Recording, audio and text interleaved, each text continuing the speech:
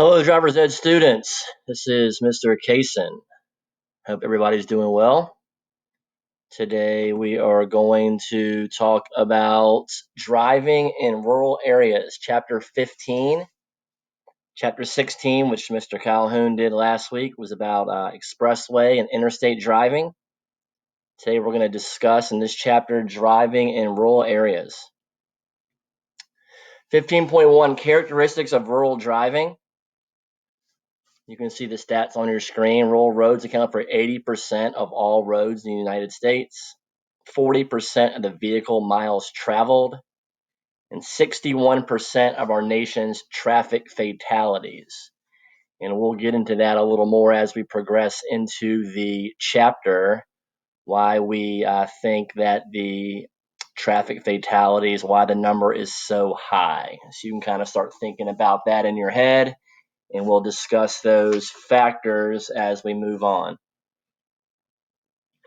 Okay, it's my goal today to kind of get us ready for the test that will be coming up on Thursday.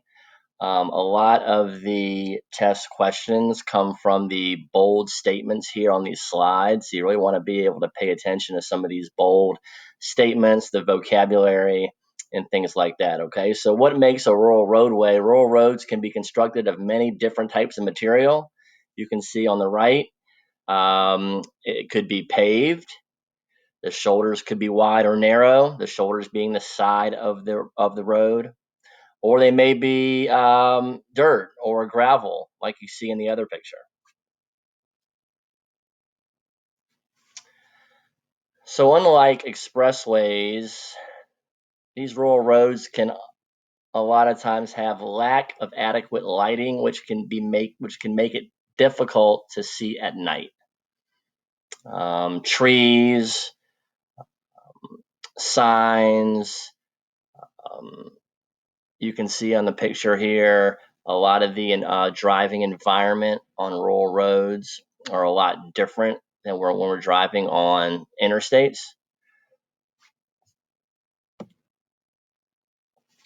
Okay, we want to talk about our speed as we travel on these rural roads. Posted speeds are the maximum legal speeds allowed under ideal conditions. So if it's raining or if it's snowing, if we're having some weather, you're going to want to slow down, take it a little bit slower. When conditions are not ideal, a slower speed is safer. We've talked a lot about following distance throughout this semester. We want to be at least have a 3-second following distance in normal driving conditions. The faster that we go, the more space we want to create between us and the car in front of us. We want to increase the following distance to maybe 4 or 5 seconds. We want it to be at least 3 in normal driving conditions, 4 to 5 in some kind of weather or higher speed. Okay. And the thing about rural roads is it's a lot different than interstates. Mr. Calhoun said in interstates there's only usually one way to get on and one way to get off. Well, rural roads, you're going to have to deal with driveways, side roads, entrances to maybe fields or gas stations. So you're really going to have to be aware of what's coming up ahead while you're driving in these rural roads. Okay, traffic control signs. Okay, they're going to give us information. They're going to warn us of hazards coming ahead.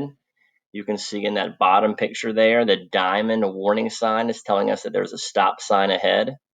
You really want to pay attention to these warning signs so you can make the necessary adjustments while you're driving. If it's a curve, we need to slow down, a stop sign ahead. We need to make sure that we're using our IPDE process at all times.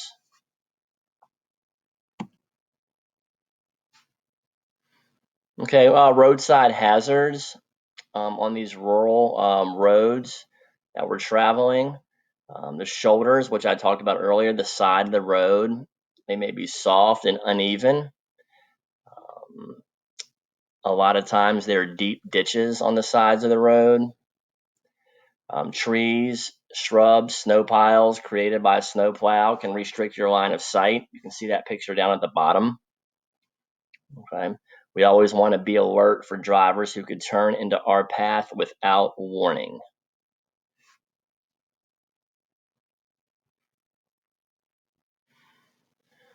Okay, 15.2, using basic skills in rural areas.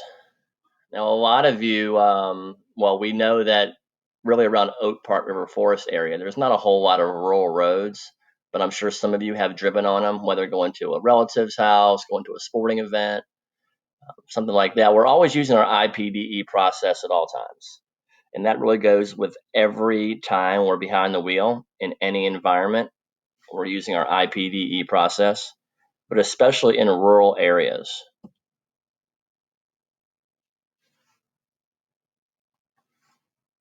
Okay, so applying IPDE in zone control. Okay, speed decreases time for you to complete the IPDE process. At higher speeds, you increase the risk of losing control in situations that demand quick responses. So what does that mean? That means we're going to have to be using our IPDE at all times. The faster we're going, the longer it's going to take us to slow down. Okay, we're not going to have as much time to react. So we really need to be looking at 12 to 15 seconds ahead down the road. What are possible hazards in our path? All right, the best way to apply IPDE in zone control, whether it's your front zone, your rear zone, side zone, you must control your speed. You have control over your speed. You may not have control over the car tailgating you or the car inching over in your lane, but you have control of your own speed. That way you can use your IPDE process.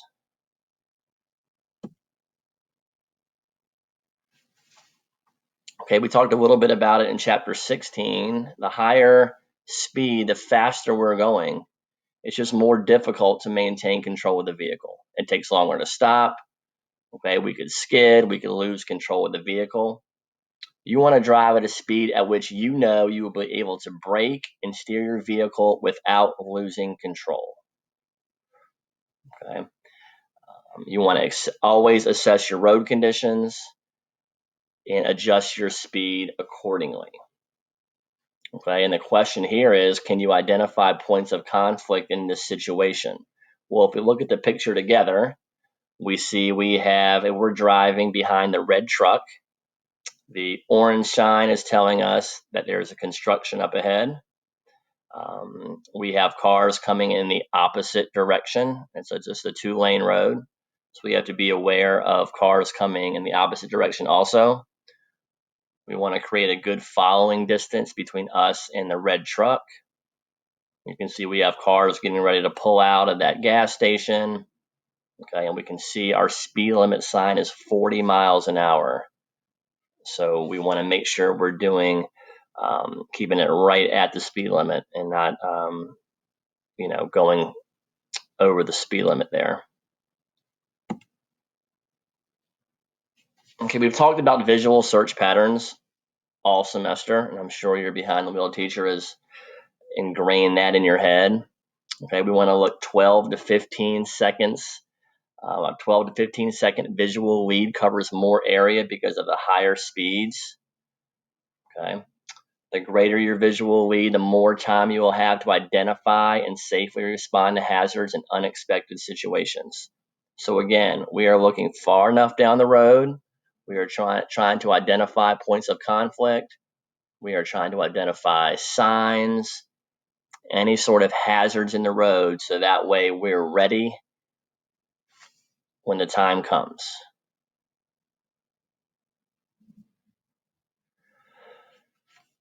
Okay, curves, hills, and intersections. You would see a lot of those driving on rural roads, as you can see from the picture.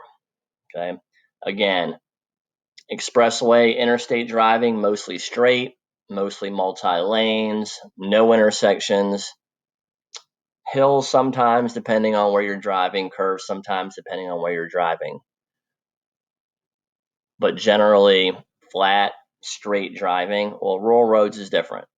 We're going to have curves, we're going to have hills, we're going to have to deal with intersections constantly.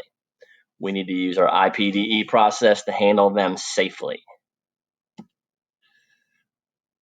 Okay, curves here, you can see the yellow warning sign will warn of potential hazards ahead in a curve. The sharper the curve of the arrow, the sharper the actual curve ahead. Okay, and we notice that the warning sign is obviously before giving us a warning. It's before the curve. That allows us to slow down, adjust our speed, whatever we need to do to manage that curve. You can see in the picture here in this rural area is a warning that there may be rocks falling, rocks in the road. You'll see a lot of different type of warning signs as you're traveling these rural roads.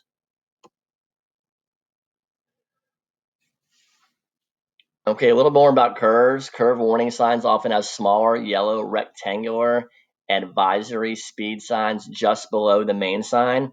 You can see that picture there. There's that arrow telling you that there's a right curve ahead, and there's a 40-mile-an-hour speed limit underneath it.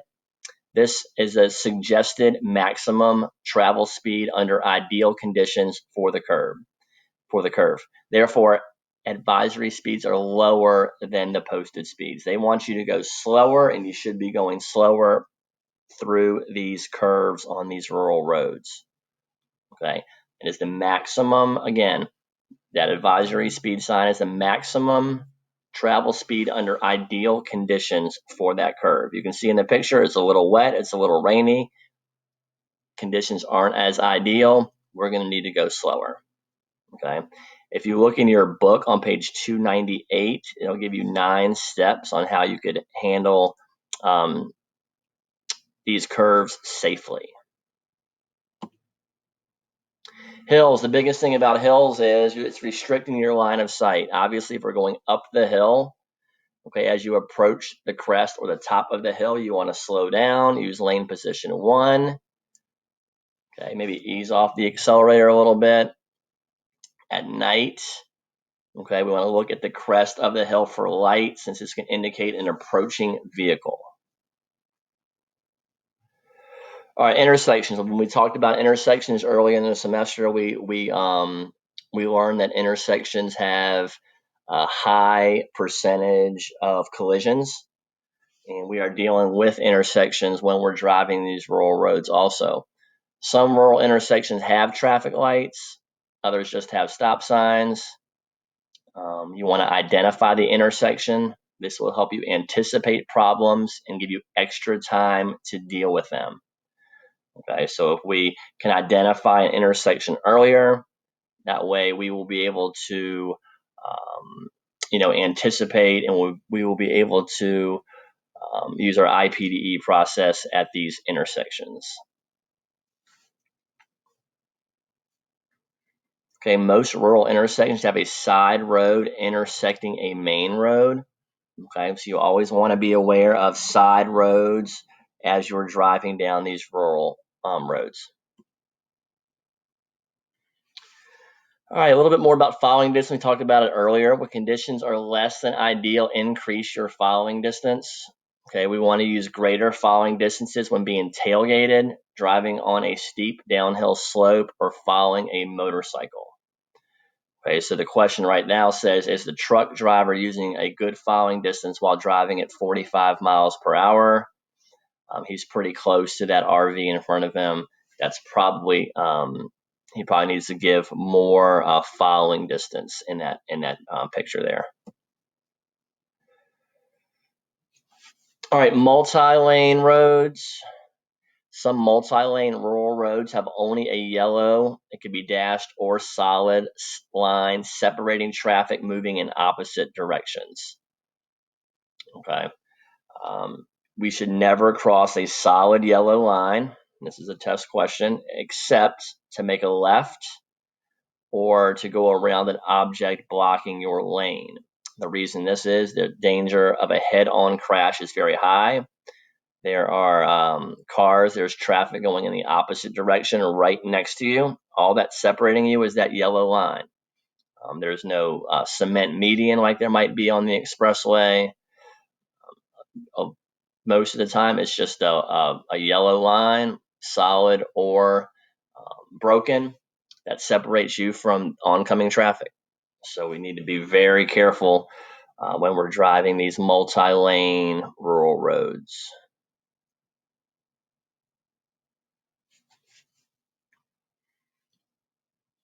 Okay, all divided roads have traffic moving in opposite directions, separated in some way. The division may be a guardrail, fence, or a median. You can see in that picture there. There is a guardrail on the right. There is a cement median on the left. A median is an area of ground or concrete separating traffic moving in opposite directions.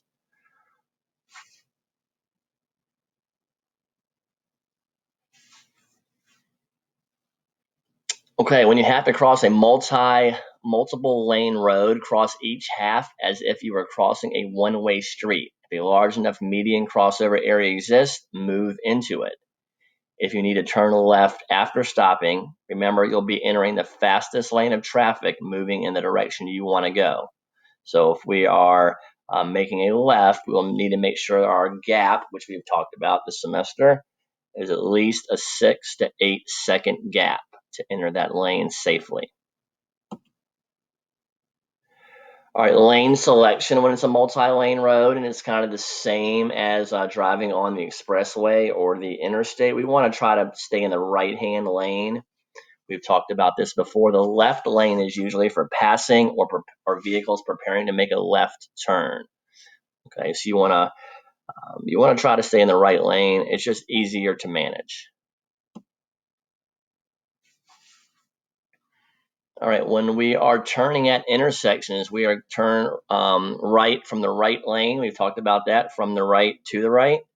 When making a left turn, turn from the left lane nearest the center line or median strip. Okay. You'll notice the pavement markings. Sometimes they have special turn lanes. You're going to want to make sure that you know what lane you're in, whether you can or cannot turn from that lane, and what lane you are turning into. I want to signal early. We want to give these cars behind us plenty of notice, especially the faster that we're going. Um, It'll give them a chance to adjust their speed in position to minimize conflict.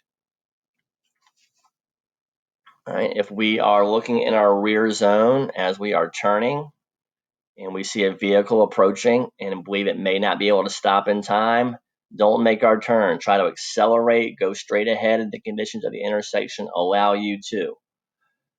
Okay, so we're always checking our rear zone also before we turn.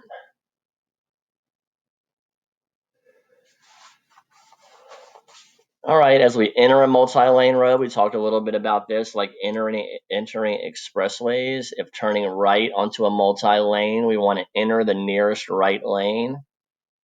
Okay, we want to accelerate so that our speed is the same as other drivers.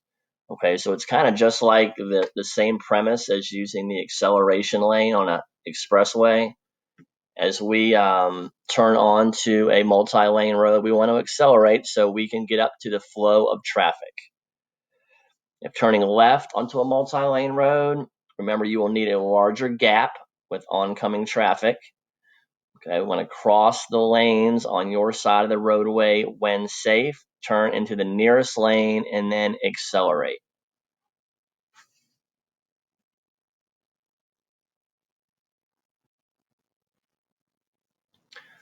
All right, so if we're entering a multi-lane road from a driveway, okay, oncoming drivers may not see us because of line of sight restrictions. We need to make sure we have a very wide gap before we make any turns from a standing still position out of a driveway onto a multi-lane road. Okay, passing and being passed on rural roads. When you pass on a 2-lane rural road, you will be in the same lane as oncoming traffic for a short period of time.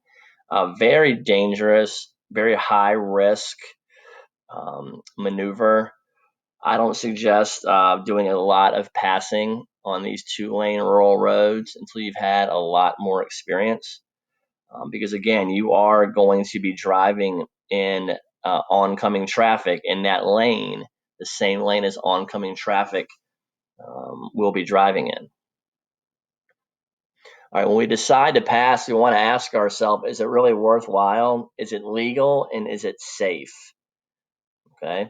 Consider passing only if you can answer yes to all three of these questions. If you think the vehicle ahead of you will be turning, then don't pass. Okay. You can see this the picture here. The silver SUV is trying to pass the red truck. It is a legal maneuver since the broken line is on the driver's side. But again, you look at the picture, he is in the lane where oncoming traffic could be. So again, a very dangerous, very high risk maneuver.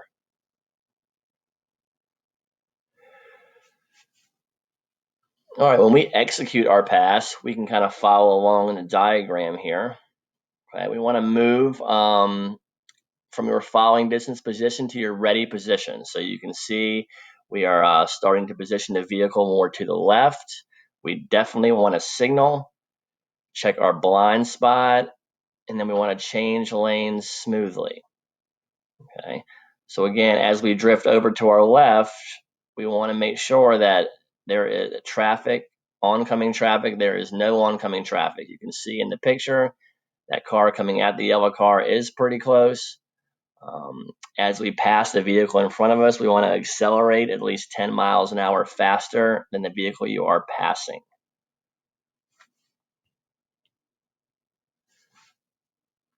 Okay, after that, we want to maintain our speed. We want to signal and return to the right lane. We want to maintain our speed and not slow down. Cancel our signal. Then we will adjust our speed and our lane position. Okay. One big key to this is before passing a vehicle, make sure there is enough room to return to your lane after passing the other vehicle.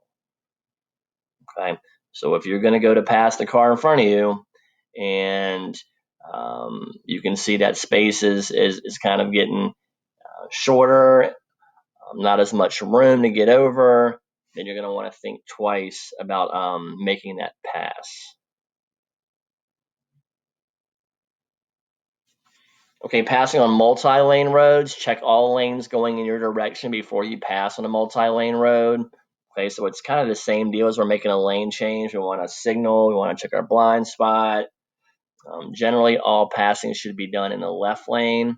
However, if you have to use the right lane to pass, follow the passing steps that we discussed. Okay, now there will be some situations where you cannot pass. No passing situations are marked by solid yellow lines. You can see in the diagram here, the yellow car. We cannot pass on a solid yellow line. We certainly don't want to pass going up the hill. We don't know what's coming over the other side of the hill, so we would never pass a vehicle going up a hill. You will never see a broken yellow line going up a hill. Now, going down a hill, you might. You have better field of vision, but going up a hill, you will never pass the car in front of you. Passing is not allowed within 700 to 1,000 feet of the top of the hill. That is a test question. Make sure you know that number, 700 to 1,000 feet of the top of the hill. Passing is not allowed. All right, another test question. Passing is illegal within 100 feet of an intersection. Okay, we should not pass right before or at an intersection. It is illegal. Other no passing situations include within 100 feet before a railroad crossing, on a 2-lane bridge or underpass, anytime our line of sight is restricted. Now that should be common sense. We don't want to pass at all when we can't see what's coming in the other lane. Okay? We don't want to pass when there's several vehicles ahead of you. When the vehicle ahead is traveling at or near the speed limit, we should not pass. If that vehicle in front of you is doing the speed limit, there should be no reason for you need to pass that vehicle in front of you. Okay? We also don't want to pass when you cannot complete the pass before the no passing zone starts. anytime oncoming traffic is too close. We do not want to pass. All right, do not pass on bridges and near underpasses since they might not have shoulders to provide escape areas. You can see the diagram there. If you're going under the bridge, there's no shoulder to use just in case you needed to use it to escape oncoming traffic. All right, when you're being passed, you have responsibilities also. Don't let your pride and your ego get in the way here. It's very dangerous. If you're being passed, it's okay. You can change your lane position. You can reduce your speed a little bit. Okay. You do not want to intentionally speed up while being passed. That is illegal. That is high risk. That's just a dangerous maneuver, and you're asking for trouble there.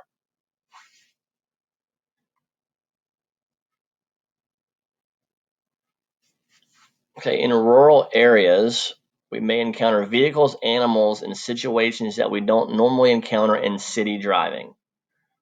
Okay. Right, we might come up on a slow moving vehicle like a tractor in this picture. That orange and red triangle shape on the back of the tractor means slow moving vehicle. Okay. That tractor is unable to travel at highway speeds.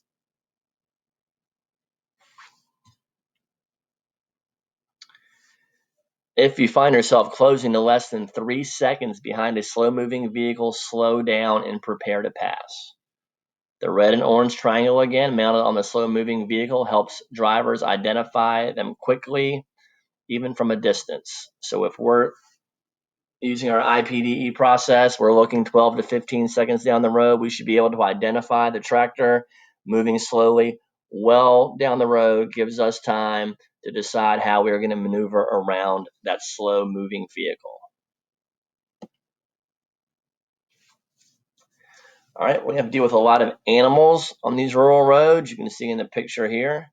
If you see one animal, anticipate the presence of more and stop if you have to. Okay. Now in this picture, if they're in the middle of the road like that, we are definitely going to want to stop, let the animals clear the road, and then proceed. Okay. That deer crossing sign here on this slide is very prevalent on these rural roads. Do not get out and attempt to hurry any straggling animals across the road. You're much safer in your vehicle. Okay, before you brake too hard, make sure to check traffic, especially in your rear zone. Okay, and again, if you see one deer, you want to anticipate there might be 2 or 3 more where that came from.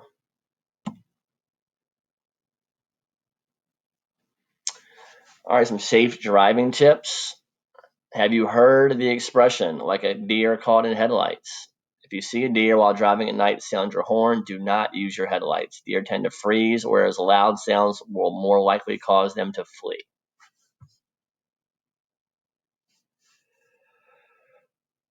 All right, meeting oncoming traffic. Again, I said earlier, very little space separates you from oncoming traffic on a two-way road. Very dangerous. With traffic moving at higher speeds, head-on collisions can cause serious damage, injury, or death. Try to adjust your timing so that the oncoming vehicle will approach you when you have the least risk of collision. Again, separate the hazards in or next to your path of travel. We've talked about separating hazards the whole semester. Your behind the wheel instructor has talked to you about separating hazards. We want to do the same thing when we're on these rural roads. Adjust your speed to deal with one hazard at a time. Slowing down is often your best option.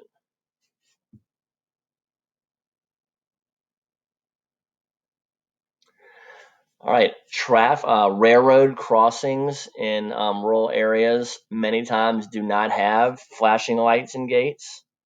Okay, we are going to have to slow down and check right and left before crossing the train tracks. You can see in this picture here, you see the railroad warning sign ahead. You see the crossbuck there at the track itself. You can also see the railroad crossing pavement marking ahead, but it does not have the gates. So you'll have to be able to maneuver that railroad crossing on your own. So be very careful as we approach railroad crossings.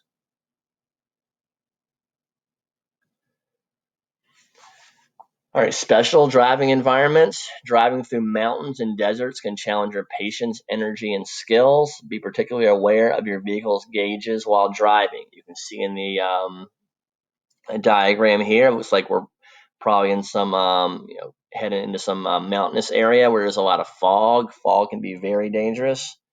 We want to make sure we're increasing our following distance and making sure that we're using our IPD process at all times.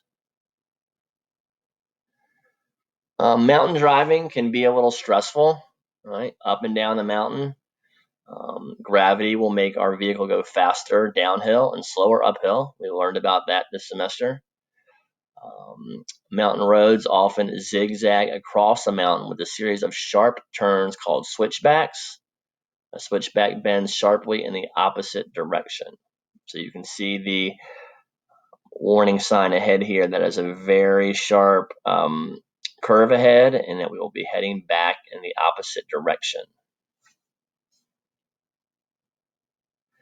Some mountain roads have pull-out areas where an additional right lane is provided for slower moving vehicles like trucks. When slower moving vehicles move into such lanes, faster moving vehicles can safely pass and proceed. All right, again, driving in mountains and altitude might have an effect on us as drivers. High altitudes cause shortness of breath, faster heartbeat, and headache.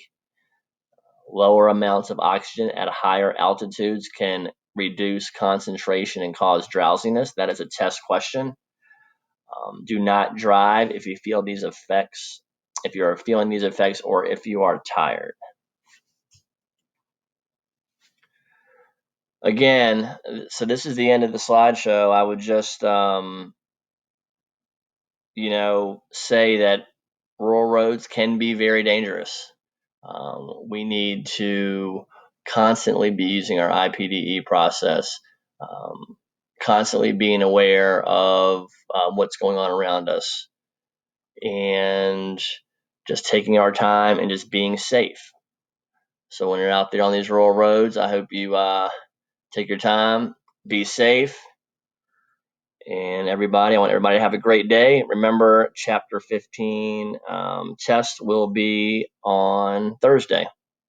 Have a great day.